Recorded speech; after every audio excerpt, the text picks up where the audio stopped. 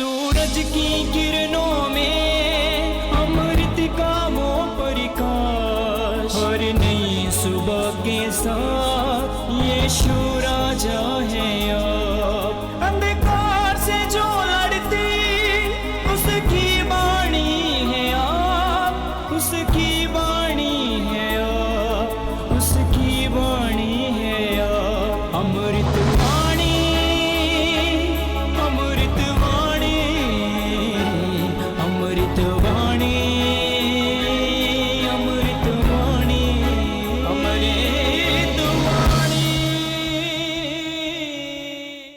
पहला पाठ नबी सफनिया का ग्रंथ अध्याय 2 पद संख्या 3, अध्याय 3 पद संख्या 12 से 13 तक। ईश्वर के आदेश पर चलने वाले देश भर के विनम्र लोगों, धार्मिकता तथा विनम्रता की साधना करो, तब ईश्वर के क्रोध के दिन तुम संभवतः सुरक्षित रह सकोगे। मैं तुम लोगों के देश में एक विनम्र एवं दीन प्रजा को छोड़ दूंगा। जो इस्राएल में रह जाएंगे वे प्रभु के नाम की शरण लेंगे। वे अधर्म नहीं करेंगे, झूठ नहीं बोलेंगे और छल कपट की बातें नहीं करेंगे। वे खाएंगे पीएंगे और विश्राम करेंगे और कोई भी उन्हें भयभीत नहीं करेगा। यह प्रभु की वाणी है।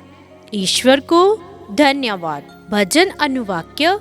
धन्य है वे जो अपने को दीनहीन समझते हैं, स्वर्ग राज्य उन्हीं का है।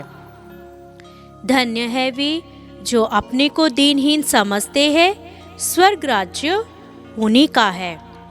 प्रभु सदा ही सत्य प्रतिज्ञ है। वह पदलितों को न्याय दिलाता है। वह भूखों को तृप्त करता और बंदियों को मुक्त कर देता है। अनुवाक्य। धन्य है वे जो अपने को दीनहीन समझते हैं, स्वर्ग राज्य उन्हीं का है। प्रभु अंधों की आंखों को अच्छा करता और झुके हुए को सीधा करता है। वह परदेशी की रक्षा करता और अनाथ तथा विधवा को संभालता है।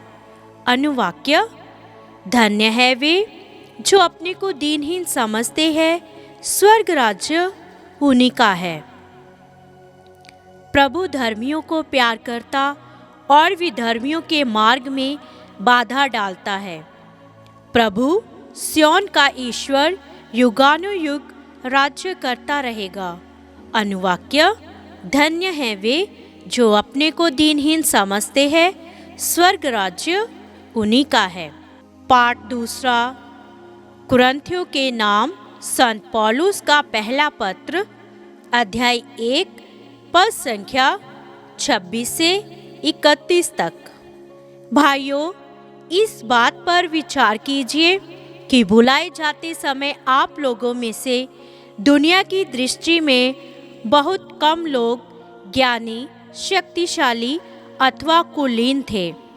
ज्ञानियों को लज्जित करने के लिए ईश्वर ने उन लोगों को चुना जो दुनिया की दृष्टि में मूर्ख है। शक्तिशालियों को लज्जित करने के लिए उसने उन लोगों को चुना जो दुनिया की दृष्टि में दुर्बल है। गण्यमान्य लोगों का घमंड चूर करने के लिए उसने उन लोगों को चुना जो दुनिया की दृष्टि में तुच्छ और नगण्य है, जिससे कोई भी मनुष्य ईश्वर के सामने गर्व ना करे।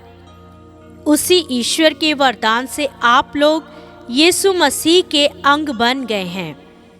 ईश्वर ने मसीह को हमारा ज्ञान, धार्मिकता, पवित्रता तथा उद्धार बना दिया है। इसलिए जैसा कि धर्म ग्रंथ में लिखा है, यदि कोई गर्व करना चाहे तो वह प्रभु पर गर्व करे। यह प्रभु की वाणी है। ईश्वर को धन्यवाद। जय घोष। हे प्रभु, तेरी शिक्षा आत्मा और जीवन है। तेरे ही शब्दों में अनंत जीवन का संदेश है। हालेलुया। संत मत्ती के अनुसार पवित्र सुसमाचार अध्याय 5 पद संख्या 1 से 12 तक। यीशु विशाल जनसमूह देखकर पहाड़ी पर चढ़े और बैठ गए। उनके शिष्य उनके पास आए और वह ये कहकर उन्हें शिक्षा देने लगे, धन्य है वह जो अपने को दीनहीन समझते हैं, स्वर्ग राज्य उन्हीं का है। धन्य है वह जो नम्र है, उन्हें प्रतिज्ञादेश प्राप्त होगा। धन्य है वह जो शोक करते हैं, उन्हें सांत्वना मिलेगी। धन्य है वह जो धार्मिकता के भूखे और प्यासे हैं, वह तृप्त किए जाएंगे। धन्य है वह जो दयालु है, उन पर दया की जाएगी। धन्य है वह जिनका हृदय निर्मल है, वह ईश्वर के दर्शन करेंगे।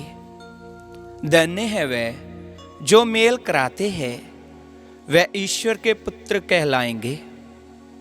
धन्य है वह जो धार्मिकता के कारण अत्याचार सहते हैं, स्वर्ग राज्य उन्हीं का है।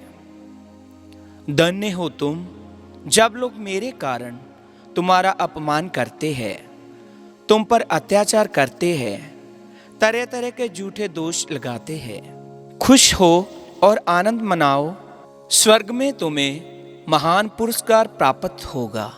प्रभु का सुसमाचार। ख्रिस्त की जय।